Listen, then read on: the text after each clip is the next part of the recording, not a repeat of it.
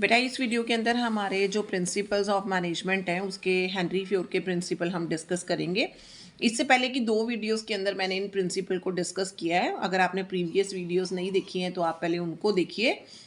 समझ आता है कि हमने इस चैप्टर की केस स्टडीज़ को भी कैसे सॉल्व करना है।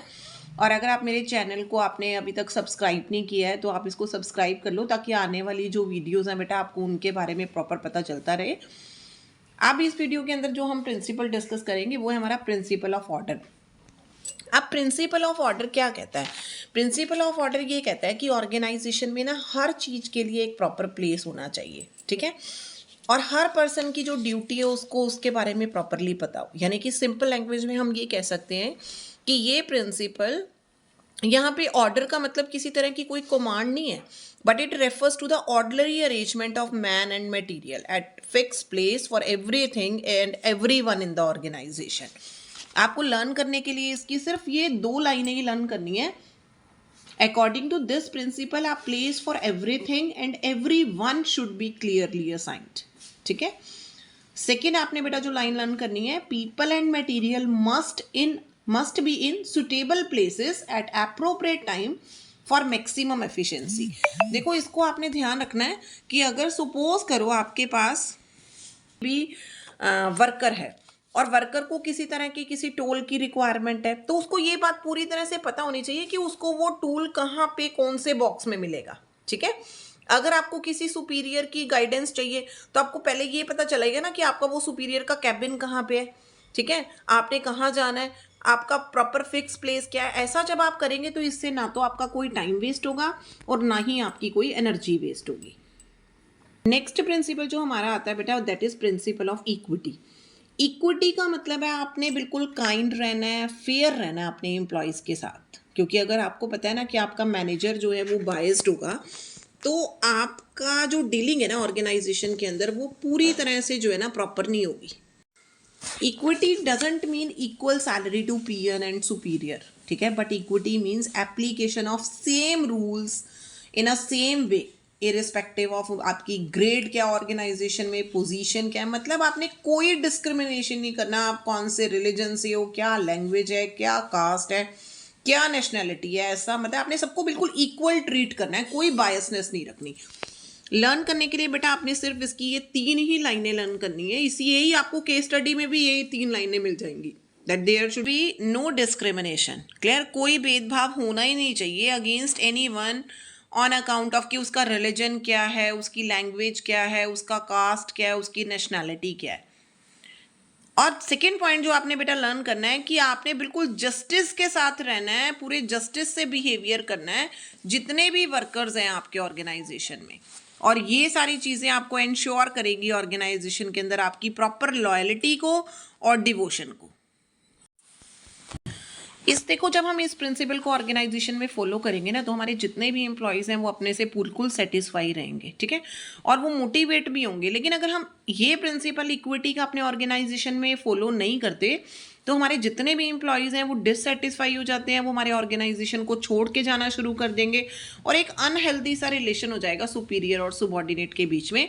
तो इक्विटी की जो मेन थीम है, आपने कोई डिस्क्रिमिनेशन नहीं करना किसी भी एम्प्लॉय के साथ। नेक्स्ट प्रिंसिपल बेटा हमारा आता है स्टेबिलिटी ऑफ पर्सनल।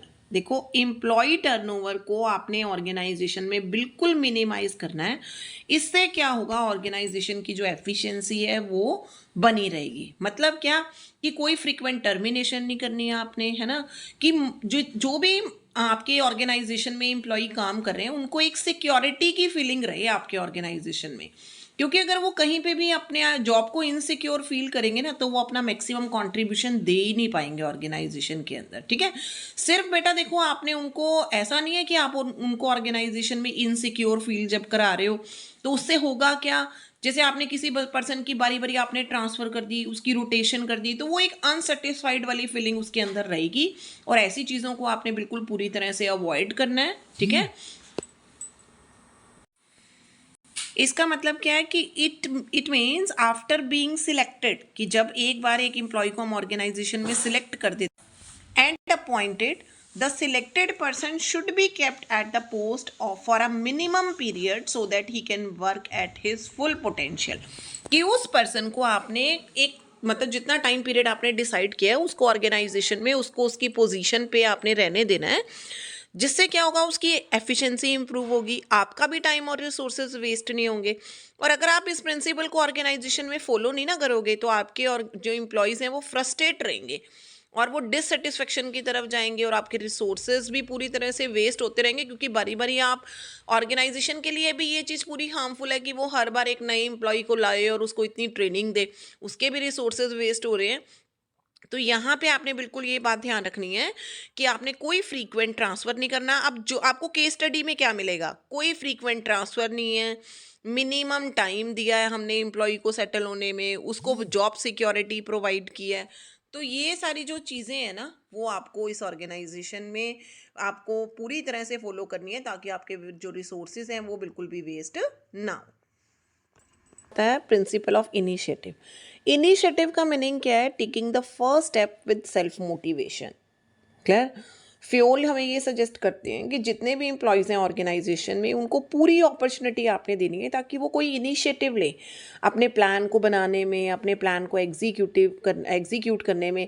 अब इससे क्या होगा बेटा, उनको पूरी सेटिस्फेक्शन मिलेगी। ठीक है, इसीलिए करना क्या है इस प्रिंसिपल में, मैनेजर को बिल्कुल वेलकम करना है। जो भी सजेशन, जो भी आइडियाज़ एम्प्लॉयज़ से आते हैं उसके पास किसी भी प्लान को करने से पहले। क्लियर। जो 3 लाइन्स आपने यहाँ पे लर्न करनी है वो ये लर्न करनी है, initiative means taking the first step with self motivation. Second आपने जो बेटा लर्न करनी है, worker should be encourage to develop and carry out their plans. Third line जो आपको लर्न करनी है केस स्टडी के लिए, a good company has employ suggestion system whereby initiative suggestions which result in cost time reduction are rewarded। Clear. देखो आपको case study में यही पॉइंट मिल जाएंगे कि आपने एम्प्लॉय की सजेशन को वेलकम किया, आपने उसको अच्छा उसने काम किया उसको रिवॉर्ड किया, आपने कोई भी प्लानिंग करने से पहले उससे डिस्कस किया। ठीक है, तो इससे क्या होगा, ऑर्गेनाइजेशन में जो एम्प्लॉयज़ हैं वो मैक्सिमम पार्टिसिपेशन देंगे। ठीक है, और जब सबसे इंपॉर्टेंट बात है बेटा कि अगर हम कोई भी प्लान है हमारा, अगर हम अपने एम्प्लॉय से डिस्कस करके उसको आगे लेके जाते हैं ऑर्गेनाइजेशन में, तो एक बार अगर आपने कोई ऐसा प्लान बनाया ना एम्प्लॉय के साथ मिलके, तो जितने भी एम्प्लॉयज़ आपके होंगे वो उसको फॉलो भी करेंगे और इम्प्लीमेंट भी करेंगे और उनके अंदर एक बिलोंगिंगनेस की फीलिंग आ जाएगी और आप अपने टारगेट को पूरे टाइम पे अचीव कर पाओगे। नेक्स्ट प्रिंसिपल हमारा आता है स्पिरिट दी कॉर्प्स।